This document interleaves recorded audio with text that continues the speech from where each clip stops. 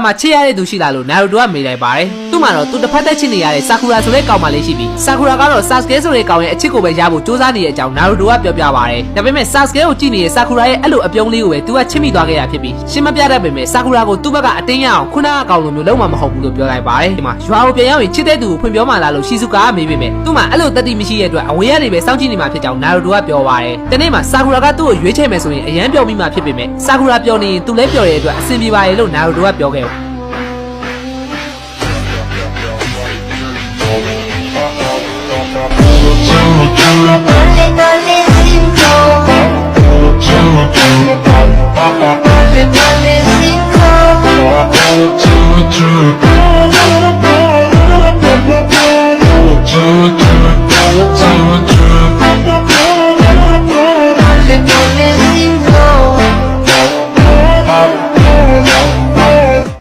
ခွင့်မလွတ်နိုင်ဘူးဆိုတဲ့အတန်နဲ့တူရှေ့ကိုတိုးလာခဲ့ပါတယ်ရန်သူရဲ့သူနဲ့အဖြူအောင်မျက်နှာဖုံးတစ်စုံကစွန့်ထင်းသွားခဲ့ပြီးခါမွေးကြောင့်လည်းသူ့ကိုတိုက်ခိုက်လို့မရဘဲဖြစ်နေကြပါတယ်။ဒေါ်လာတွေအလေးလိုက်ထွက်နေတဲ့ OB2 ကတော့များပြားလာတဲ့အမ်မူတွေကိုဖောက်ထွက်ပြီးရင်းရဲ့အနာကိုရောက်အောင်သွားနေခဲ့ပါတယ်။ချက်ချင်းဝူးစတိုင်ကိုတုံးနိုင်သွားတဲ့အတွက်မာဒါရာကဘာကြောင့် OB2 ကိုရွေးချယ်ခဲ့ရလဲဆိုတာကိုဇက်ဆူကလည်းသဘောပေါက်သွားခဲ့ပါတယ်။အဲ့လိုနဲ့ OB2 ကမြို့ဝဲရန်သူတွေကိုတယောက်ချင်းရဲရဲဆက်ဆက်ရှင်းပြလိုက်ပြီးရဲ့အချိန်မှာတော့အရာရာကအနီရောင်ကိုပြောင်းလဲသွားခဲ့ပြီးသူကမာဒါရာပြောသလိုဒီကဘာကြီးရဲ့ငရဲကိုရောက်နေရမှနားလည်သွားပါတယ်။ဒီလောကကြီးထဲမှာအသက်ဖို့ရှိနေနာကျင်စရာတွေတစ္ဆာမဲမှုတွေပဲရှိရဲဆိုတာကိုသိလာရလိမ့်မယ်ဆိုတဲ့မာဒါရာရဲ့စကားကိုလည်းပြန်ကြားရောက်နေပြီ။တချင်ကသူတွေ့တာခဲ့မှုတဲ့သူတွေကလည်းစန့်ကျင်ဘက်ဆိုတဲ့လမ်းကိုရောက်သွားခဲ့ပြီဖြစ်တဲ့အကြောင်းသဘောပေါက်လိုက်ပါတယ်။အဲဒါကြောင့်ရင်းနဲ့အတူရှိနေနိုင်မယ့်နောက်ဆုံးမျှော်လင့်ချက်လေးဖြစ်တဲ့သူ့ရဲ့အိမ်မက်ဆိုတဲ့ကဘာကြီးကိုပဲမျက်စိမိတ်တိဆောက်ဖို့ဆုံးဖြတ်လိုက်ပါတယ်။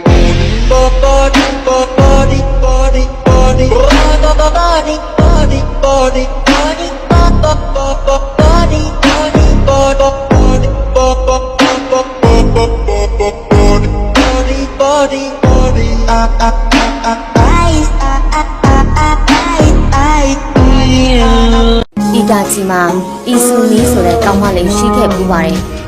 ဂလန်တောင်းဖော်မဖြစ်ခင်အီတာချီရဲ့တူဒီတော်ရီစာကအီဆူနီဦးချင်းဟာဖြစ်ပါတယ်။ဗန်းနဲ့ဆရာကောင်းတာကအီတာချီကိုတိုင်းပထမဆုံးတက်ခဲ့ရတဲ့ဂလန်မန်ပါပဲဖြစ်ပါတယ်။မတက်ခင်ခဏလိုမှာတော့တစ်စက္ကန့်အတွင်း290လောက်ဆွဲဆန့်လို့ရတဲ့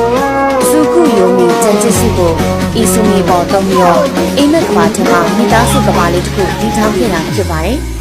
ပြီးတော့သူ့ချစ်သူကိုတတ်ဖြစ်လိုက်ရပါတယ်